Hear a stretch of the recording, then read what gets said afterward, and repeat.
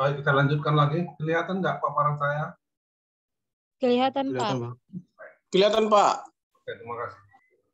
Tadi sudah kita singgung tentang pupuk.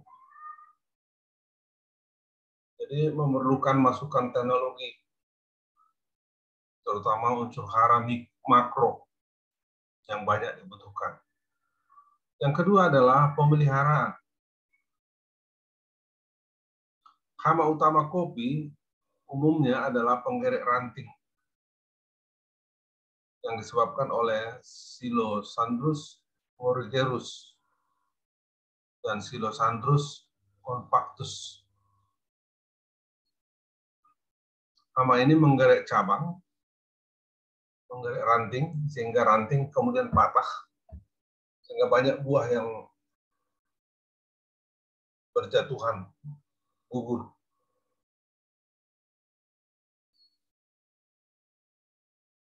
Hama utama itulah penggerek ranting. Tapi ada juga penggerek buah, PBKO, singkat dengan penggerek buah kopi. Ini disebabkan oleh Hypotenemus hampei ver.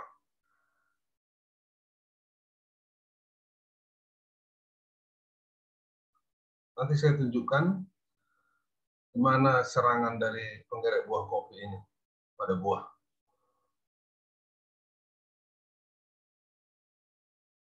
Penyakit utama pada kopi adalah karat daun, Hemileia vastatrix.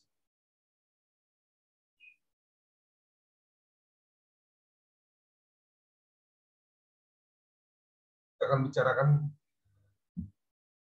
penggerek buah kopi.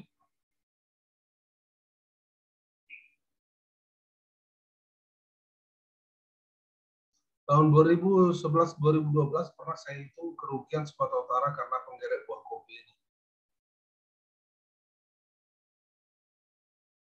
Ukurannya 1,2 sampai 1,4 mm, bayangkan kecilnya. Dan dia memasuki diktus, bagian belakang daripada buah ini. Dia masuk ke dalam, kemudian dia menghasilkan anak di dalam, kemudian antar anaknya terjadi perkawinan. Jadi ketika dia masuk ke dalam itu, dia sudah dalam keadaan bunting. Di dalam tubuhnya sudah ada calon anak. Dan yang masuk itu betina. Di dalam dia memakan buah kopi. Kemudian dia meletakkan anaknya. Anaknya kemudian berkembang. Sesama anaknya kawin, incest. Kawin sesama saudara. Nah, kita bisa lihat bahwa ketika buah itu merah tapi di dalamnya bijinya sudah hancur sudah habis dimakan oleh PBKO ini.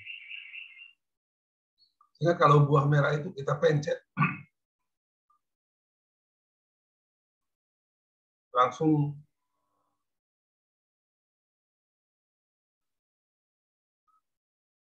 mengecil, dan kita tidak menemukan bijinya.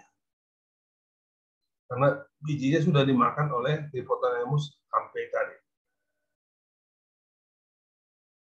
Atau kalau biji-biji merah itu kita buat di dalam air, kita masukkan ke dalam air, banyak sekali yang mengambang. Yang mengambang itu berarti bijinya nggak ada lagi di dalam, sudah dimakan oleh hama itu. Inilah saya hitung pada tahun 2011-2012, kerugiannya ratusan miliar di Sumatera Utara. Kerugian kopi kita. Petani sangat menderita. Jadi Anda lihat di belakang ini, di belakang buah ini ada lubang. Itu daerah diktus namanya, di belakang buah ini. Ada lubang. Itulah yang dibor oleh, lubang itulah yang dibor oleh induk betina Hypotenemus hampei tadi. Nah, ketika anaknya sudah dewasa, maka yang keluar adalah betinanya dulu. Kemudian dia mencari buah lagi, hinggap lagi di buah yang lain. Masuk lagi ke buah itu ke dalam, dimakani lagi biji-bijinya.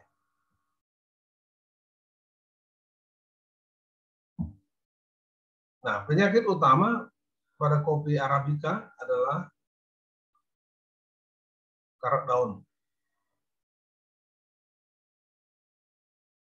Di bagian bawah permukaan daun, jamur ini berkembang. Dia menyerap makanan dari daun itu. Akibatnya lama-kelamaan daun itu akan membusuk dan kemudian layu, jatuh, mengurangi fotosintesis. Itulah hama utama kedua, yaitu PBKO dan penyakit karat. Kemudian yang keempat adalah kopi sebagai perbanyakan tanaman kopi, pengelolaan akar, pengelolaan tajuk, pemangkasan, tanaman penaung, tertib agronomi dalam budidaya secara keseluruhan. Inilah topik kita di sini sekarang ini.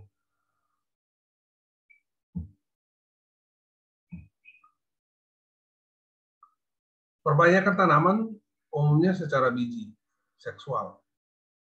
Jadi diambil bijinya, buahnya, kulit, dibuang kulitnya, kemudian dibuang juga parchmentnya, kulit gabahnya, kemudian diperoleh biji, keringkan dulu sebentar, direndam, kemudian dibibitkan. Tanaman kopi Arabica adalah tanaman menyerbuk sendiri, sehingga homozigot.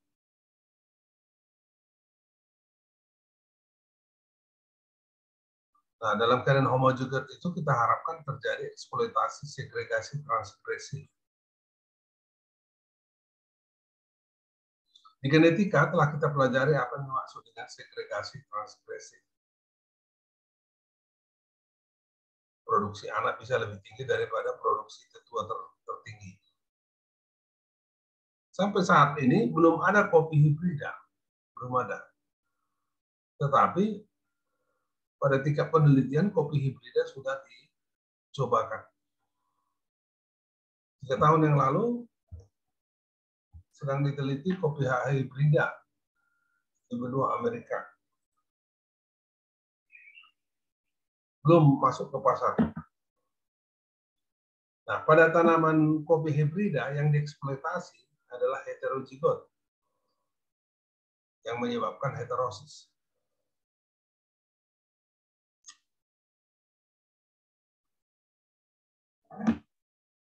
Ini juga teori genetikanya sudah kita pelajari di genetika tumbuhan.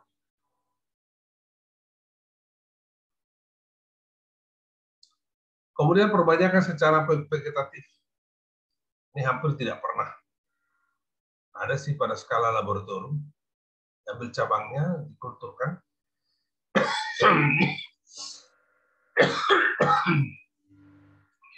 Kemudian secara sambung. Batang bawahnya umumnya robusta, sedangkan batang atas adalah arabica. Tujuannya adalah untuk mengatasi penyakit atau hama akar nematoda. Jadi robusta-robusta yang tahan terhadap nematoda sebagai batang bawah. Di atasnya adalah arabica sebagai batang atas. Tentu saja nanti yang dipanen adalah kopi arabica.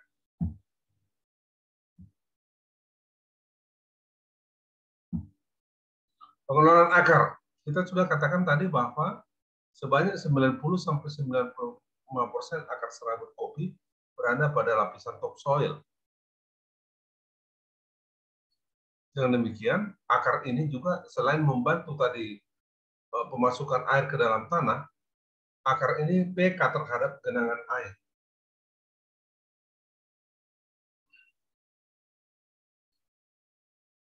Sekaligus juga akar ini peka terhadap kekeringan karena dia hanya dilapisi topsoil. Itu sebabnya budidaya tanaman kopi sering menggunakan mulsa, baik mulsa plastik maupun mulsa jerami. Tapi tebal mulsanya jangan terlalu tebal. Harus kurang dari 5 cm. Kalau lebih dari 5 cm, biasanya nematoda berkembang.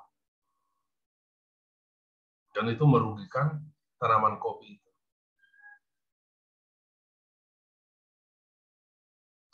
Bisa juga mulsa daun kopi.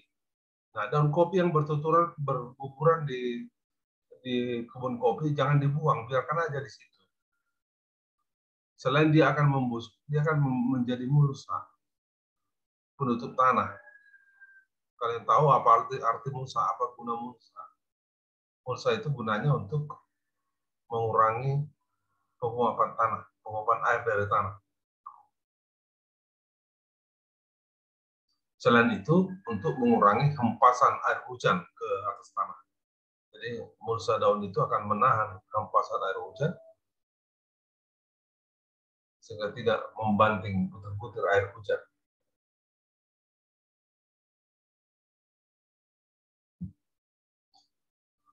Yang ketiga, pengelolaan tajuk.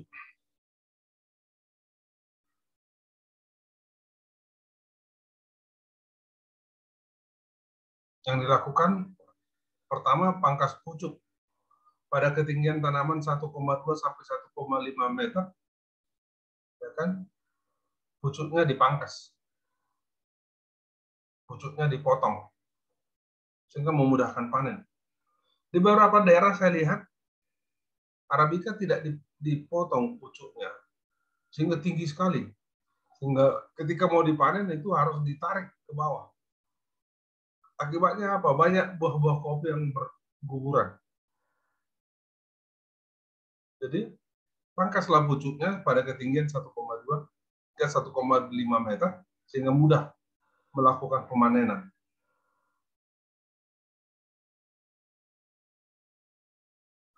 Kemudian, potong wiwilan. Disebut juga ini tunas air, tunas yang tidak produktif.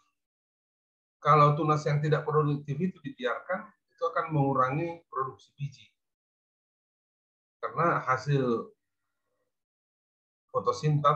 fotosintesis digunakan untuk pertumbuhan dari tunas air ini. Jadi tunas air ini muncul di batang. Yang ketiga adalah tanaman penaung, shading tree. Kembali karena tanaman ini adalah tanaman C3, maka tanaman ini memerlukan penaung. Tapi umumnya di Sumatera Utara, di Aceh atau di tempat yang lain pun, kopi Arabica tidak dinaungi. Hanya di beberapa tempat yang dinaungi.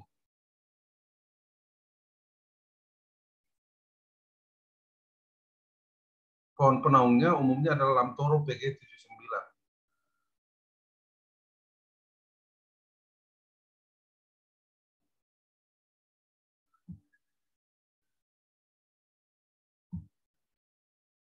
Ini coba lihat, ini adalah foto di salah satu perkebunan di Paranginan, Humbang Hasundutan. Siapa orang Humbang Hasundutan di sini?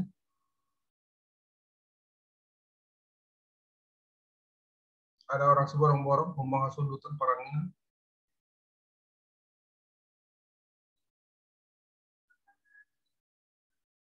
Inilah pegawai dari sebuah perusahaan asing yang ada di Humbang Hasundutan. Botol yang di depannya itu adalah botol penangkap penggerek buah kopi.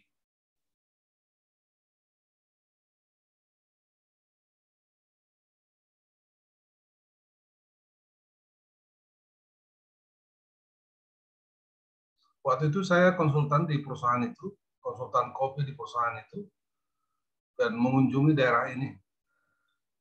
Dan dia menunjukkan bagaimana penggerek buah kopi mereka kendalikan dengan cara membuat perangkap seperti itu. Itu adalah botol aqua. Di dalam botol aqua itu mereka masukkan senyawa tertentu untuk memerangkap penggerek buah kopi. Inilah foto saya di daerah Humbang juga, di Paranginan, sebelum kantor polisi. Sebelah kiri dia, bagus sekali. Coba lihat, itu adalah lamtoro. Ini tanaman lamtoro untuk menaungi kopi tersebut.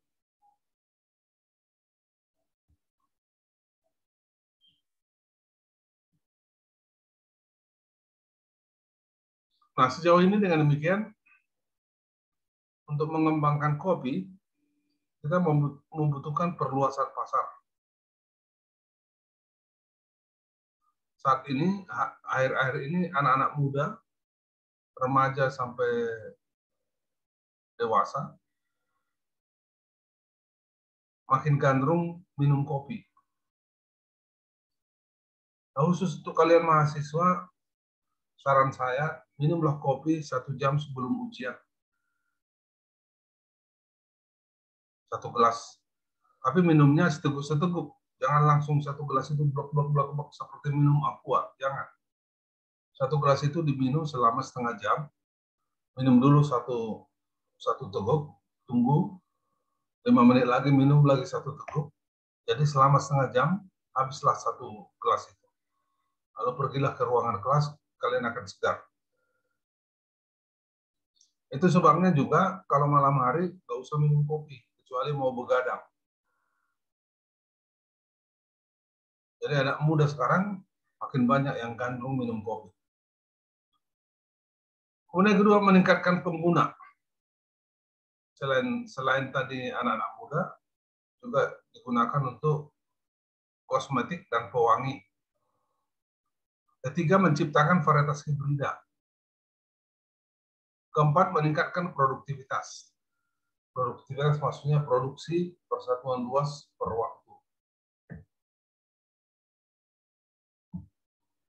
Itulah inspirasinya yang kita pelajari sampai sekarang.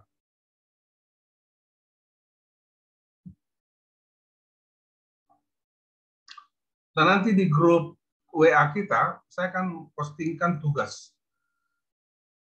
Juga kuis. Nah, sebelum itu kalian ciptakanlah dulu Gmail kalian,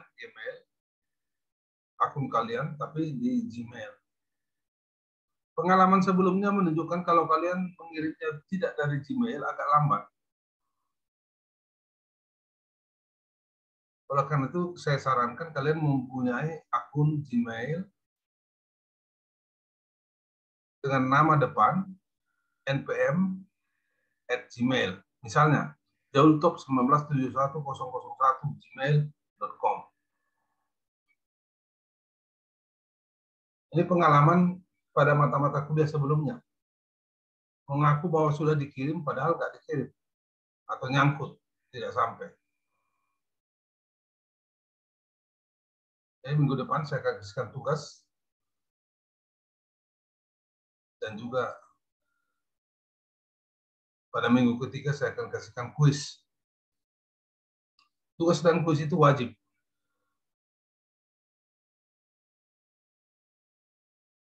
Jangan kerjasama dengan kawanmu, bisa saya deteksi. Lalu tulis tangan pribadi ya, harus tulis tangan pribadi. Jangan gunakan fasilitas yang ada di internet. Sepertinya tulis tangan pribadi.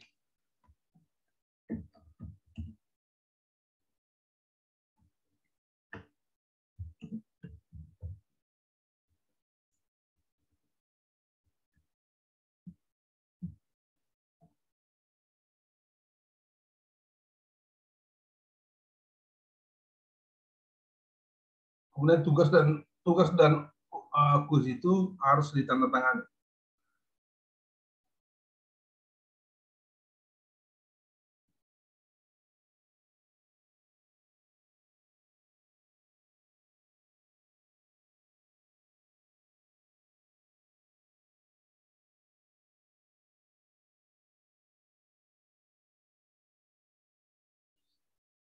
Oke, waktu kita ada 5 menit lagi. Ada pertanyaan?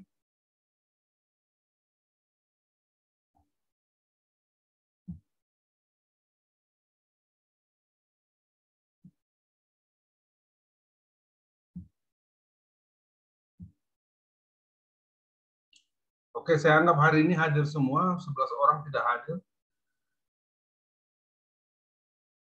Oke.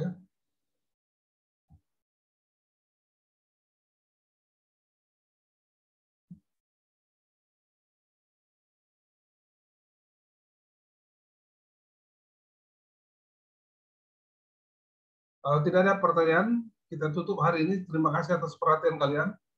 Selamat siang. Coba buka video masing-masing dulu biar kelihatan wajahnya.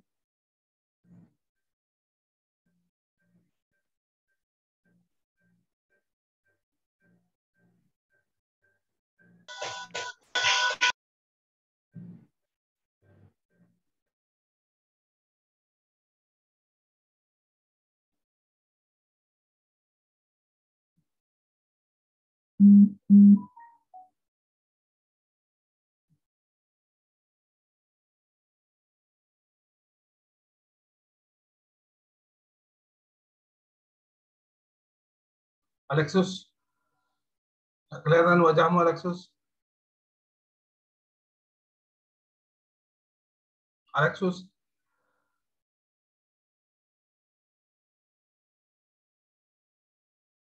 Leon?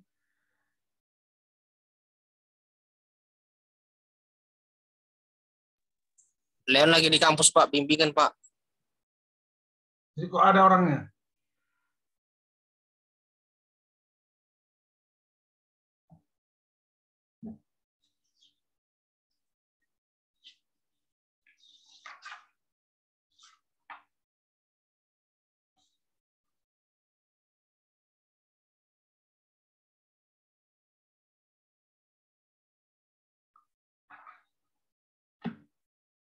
Indra Muda Sitohang?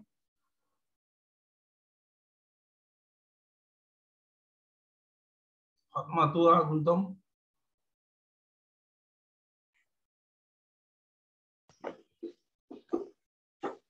Doi? Doi Adega Karo-Karo?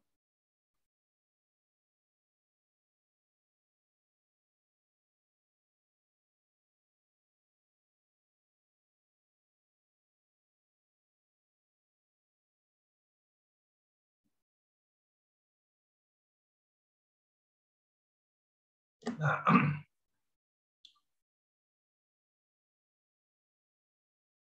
hari ini ketahuan itu tidak hadir Ian apa ini? Ian R.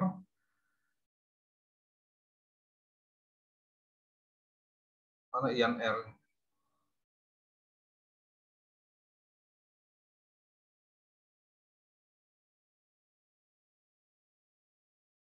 Si Leon sudah sempat saya buat absen. Saya panggil tidak menjawab. Si Joy belum. Izin Pak, saya lihat di kampus Pak. Hah? Izin Pak, saya. Ini kan masa kuliah.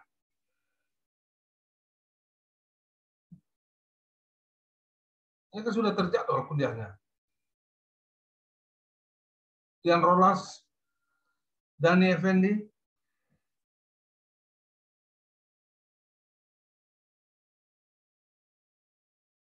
Dani,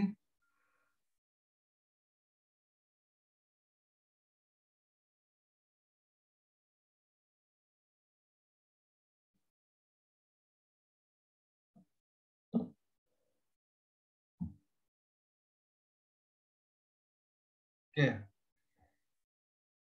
Jadi yang saya anggap absen hari ini adalah si Leon, si Joy, dan si Dani. Walaupun kemudian si Leon masuk lagi, tapi saya anggap tidak disiplin karena ini masa kuliah, bukan masa bimbingan. Jadi seperti itu cara saya nanti mengabsensi secara acak, dan saya minta untuk dihidupkan videonya dan saya akan panggil.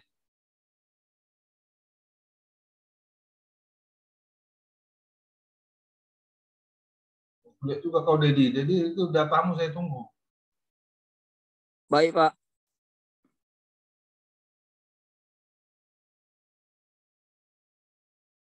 Baik, selamat siang. Sampai ketemu lagi. Nanti akan saya buat tugas dan kuisnya.